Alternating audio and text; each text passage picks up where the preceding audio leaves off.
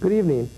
This is Mark Greenstein, your host for Now You Are Aware. This week we have with us Klondike Kate from the St. Paul Winter Carnival, Lois Laurie. Lois, thank you for coming to our show. And during the show you're going to be doing some videos and you're going to do some singing. Before we get started, just tell us a little bit about Klondike Kate and St. Paul Winter Carnival. Okay. Well, first of all, I'm Klondike Kate 1993, which means I am the reigning Klondike Kate. I became Klondike Kate January 10th, which happened to be the night of that lovely ice storm that we had last winter. I will be the reigning Klondike Kate until this coming January.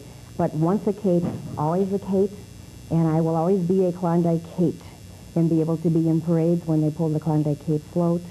I am able to be in shows. We perform, and when we do a show, there might be 3 or 4 of us. We get hired to sing and be entertainment. During Winter Carnival, we have what we call the Klondike Kate Casino. And on Friday and Saturday nights of Winter Carnival, you will get 10, 11, 12 Klondike Kates up on stage singing. There are 12 active members in our organization right now.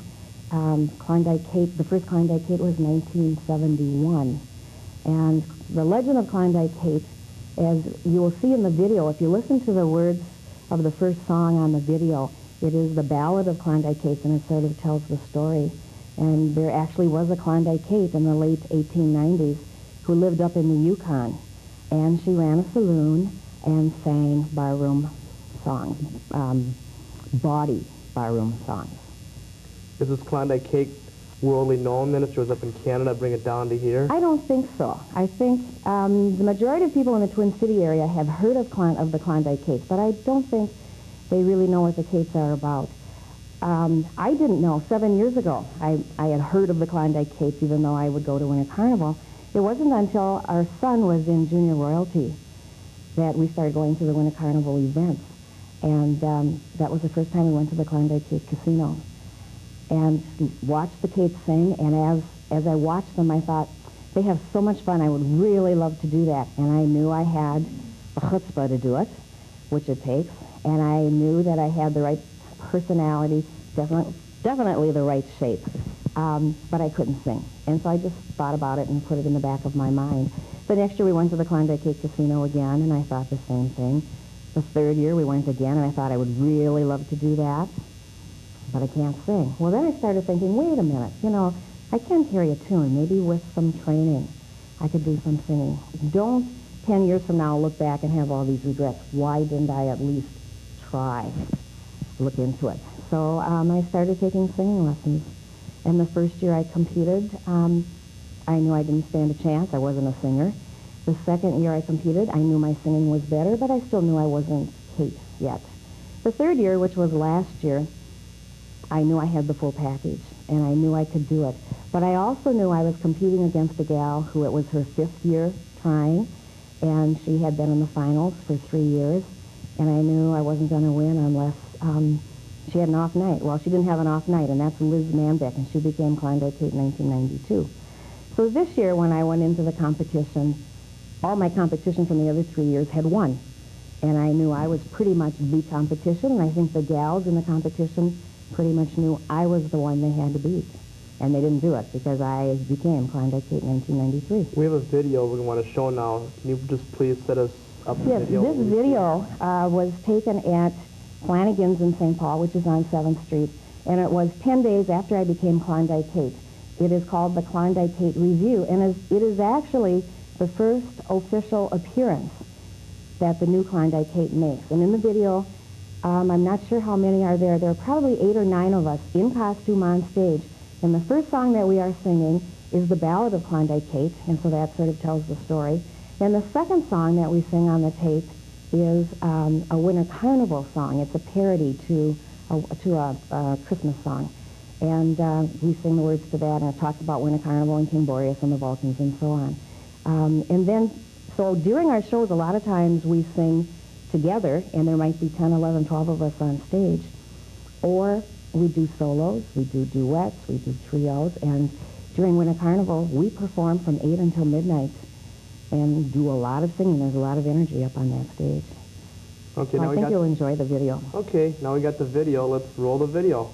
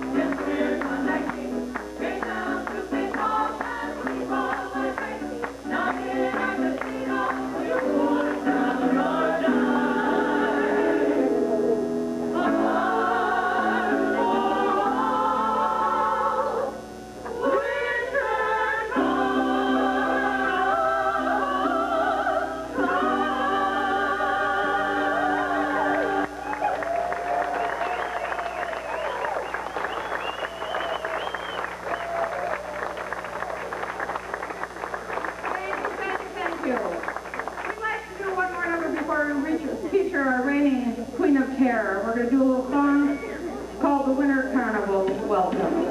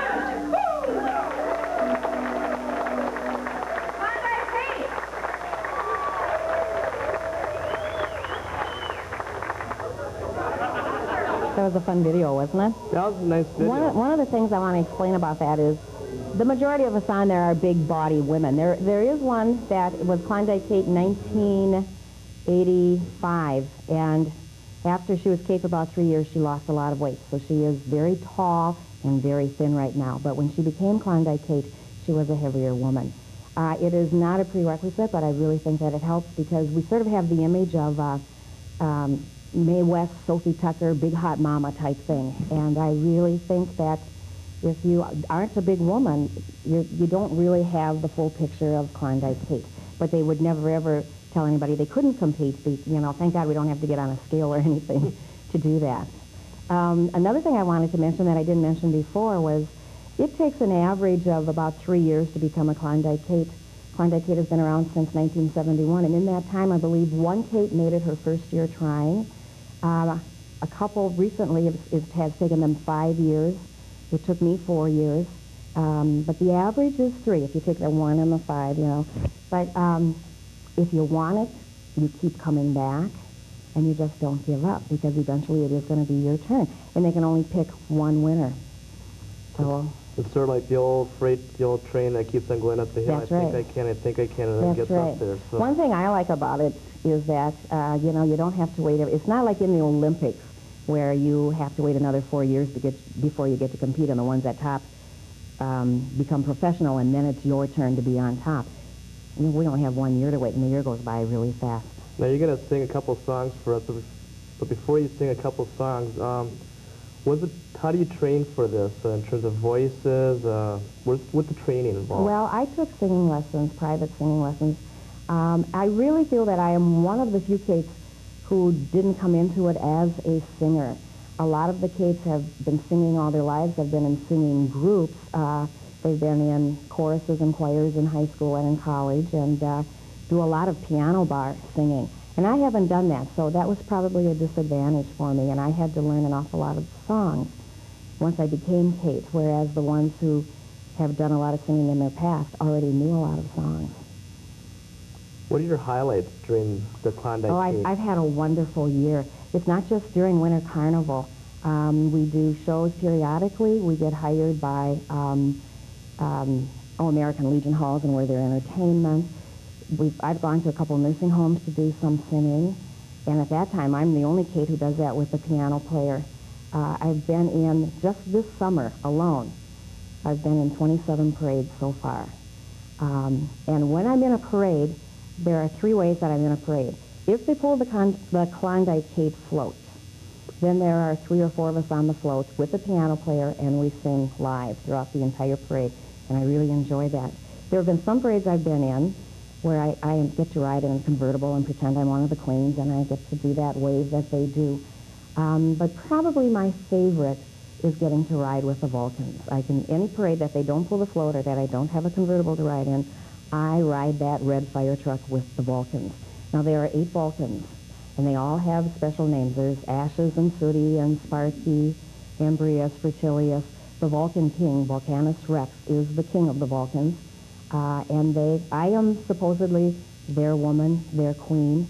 I like the odds, 1 woman, 8 men. And I get treated royally. It's always, Katie, can I get you something to drink? Katie, come and sit here. Somebody get this for, it's just a constant, let's wait on Katie. And I'm very spoiled. It's real hard when I go back home and my husband makes me do my own fetching. Is that way they treat you, is that just during your reign, or is it because Klondike Kate is a lifetime thing? How's that? No, I will always be Klondike Kate 1993, just like that Vulcan crew will always be the 93 crew. So I am special to those 8 men. Next year there will be 8 new men and a new Klondike Kate, and they will have their own special family. We are part of the Winter Carnival family. We're part of, I've talked about the Vulcans. There are also the Winter Carnival royalty. We have King Boreas, Queen of the Snows, and there are 4 princes, the West Wind, North Wind, South Wind, East Wind, and all 4 of those men have a princess. And there are King's Guards. There are 4 King's Guards that guard the king from the Vulcans. Now, see, the king is a sign of winter. The Vulcans are a sign of summer, and so they're supposed to be bitter enemies. However, rumor has it, and I firmly believe it, that this year's Vulcan crew and this year's royal family really are extremely close. They got together to coordinate their parades, so they would be at the majority of the same parades together. We do some partying before parades. We party after parades. And when I say we, they include Kate with their parties. And so I've made some wonderful friends this year. I've really enjoyed it. You got a couple songs you're going to sing for us. Tell us a little about the 2 songs. Well, the first song I'm going to sing is Give Me a Little Kiss, which I think most people are familiar with. But the second verse is more of a typical Klondike Kate verse. We do a lot of parodies to songs, and I think you'll get the idea when I sing that song. Okay, here are the songs.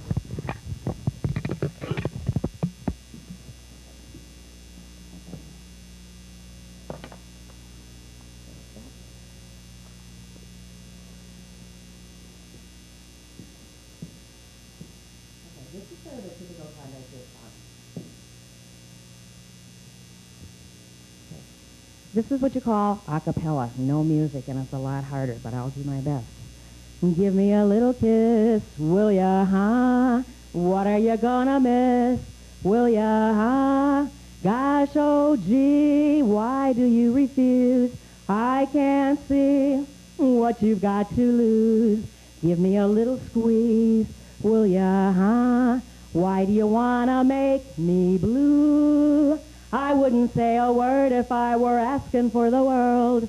What's a little kiss between a fella and his girl? Give me a little kiss, will ya, huh? And I'll give it right back to you. Now give me a little coat, will ya, huh? Sable or mink or goat, will ya, huh? My poor wrist is bare as it can be. Won't you buy a Rolex watch for me? Give me a little car, will ya, huh? But that would be mighty nice of you. An aeroplane, a motorboat, some pearls and diamond rings. But honey, if you haven't got the bucks to buy those things, then give me a little kiss, will ya, huh? And I'll give it right back to you. And usually I sing this song to a man in the audience, and I'm guaranteed a kiss every time. the second song I'm going to sing to you, Mark.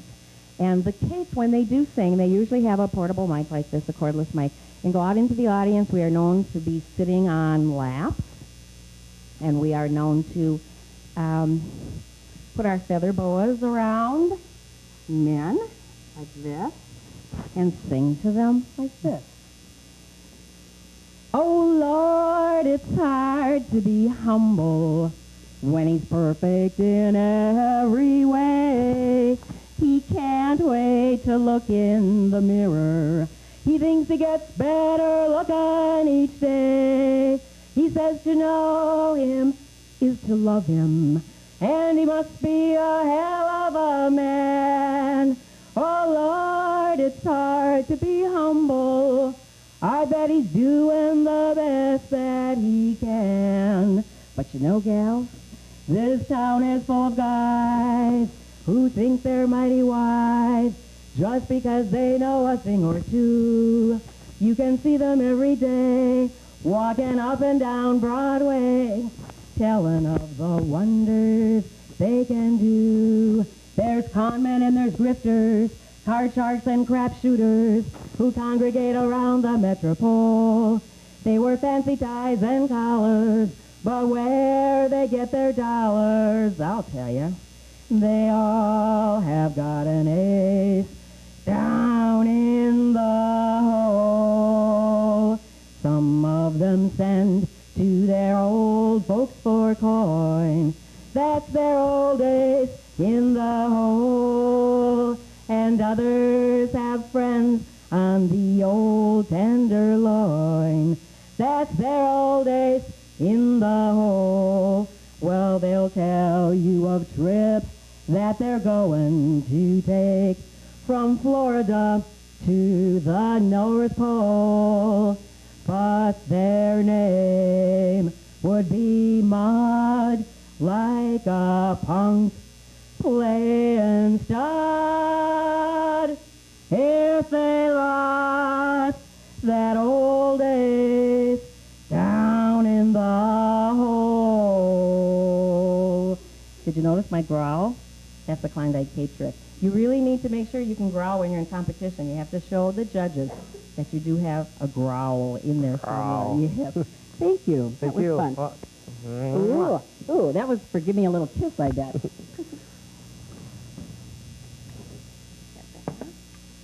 Well, that was very good. Got a couple questions about your songs there. Can you do the song every year? Like, can some next girl next year, can she do that same song because you want it? Or is there a time frame? There are some typical Kate songs that are sung in competition. There's, oh, Goody Goody and songs like that. But and in fact, because I was in the competition 4 times, I noticed every year somebody else sang some of the songs I sang my first year. And even this year, 2 of my songs I sang my first year, 2 other gals sang. But the second year that I competed, I went out and found one of my own songs that I knew nobody had ever heard of before. And I went to the library and listened to some old records, and I found a song that was called Beale Street Mama, and of course I just changed it to Beale Street Papa. Beale Street Papa, why don't you come back home? And it was really a good song. And so I've sung that every year for competition. If you win with a song, can the girl next year do that same song for her number one song? All right, let me explain something to you. This year, the one song that I found that nobody heard of and that just practically knocked the judges off their chairs, and oh, it was wonderful. This song was one that somebody found for me, and I started learning it. Nobody else had heard of it, and that now has become my song. Now, if somebody else wants to learn it and sing it, fine, but wherever I go, people who have seen me perform before request that song. It's I need a young man to drive away my middle-aged blues. And it is a really good song. Now, I wouldn't mind somebody else singing it, but for instance, when I am in a Kate show, I do sing a couple songs that other Kates sing. But because they're Kates before I have become Kate, if they are singing, if we're in the same show together, I would never sing one of the songs that they're known for singing. You know, that's just sort of courtesy. So each Kate has her own song? Yes, there are certain songs that go with certain Kates. And people who come year after year to the Klondike Kate Casino look forward to hearing some of those songs. I know I did the years that I always attended the casino in the audience. I always waited for this particular Kate to sing this song because I loved it, and I always knew this Kate was going to sing this song. So yes, you do have some that are pretty much your own. We did get the number for anybody, our viewers that want to call about the St. Paul Winter Carnival, the St. Paul JCs. The number is 222-1708. 222-1708, area code 612. Right. Also, Mark, during Winter Carnival, the St. Paul paper, and I also believe the Minneapolis paper, has a schedule of Winter Carnival events. And anybody who is interested in coming to the Klondike Kate Casino just needs to look it up in the events list, and it'll tell the time and the place. And it's usually on Friday and Saturday nights of Winter Carnival. With the buttons they have during the St. Paul Winter Carnival, they have the Ice Castle. They have a lot of different events throughout the Winter Carnival, so Klondike Kate is just, and the Vulcans are just a portion of it. Yes. But probably the portion that has the most fun. It's Definitely. Klondike Kate. I don't think you'd have any more fun than being Klondike Kate. That's great. Do you have any, we got about a minute left. Do you have anything more you want to add about being Klondike Kate or the training, or you maybe somebody's out there who wants to be a Klondike Kate, any special yes. tips? I've had a lot of people come up to me and say, oh, I've always thought about being a Klondike Kate, and I just tell them, then start looking into it. And I have a business card that has Klondike Kate on it and my phone number, and I do want people to call me. And I can give them some information on what to do if you want to try out to be Klondike Kate. Okay. Well, that's great. Thank you very much for coming to our show. Thank you for having me. This was fun. I wish you good luck in your reign for many years to come in Klondike Kate and the St. Paul Winter Carnival. And if you have any questions or comments about our program or suggestions, please do give us a call. We'd like to hear from you. The number is 533-1710. Don't delay. Give us a call today, for we appreciate your feedback about our program. Next week at this time, we will have another interesting program for you right here on Channel 33. So don't forget to tune in. And this is your host, Mark Greenstein, for IOL Jeffrey, Benet Britt, and now you are aware. Again, I'd like to thank my guests, Klondike Kate, 1993, Lois Laurie, St. Paul Winter Carnival. Thank you very much. Thank you. And now you are aware.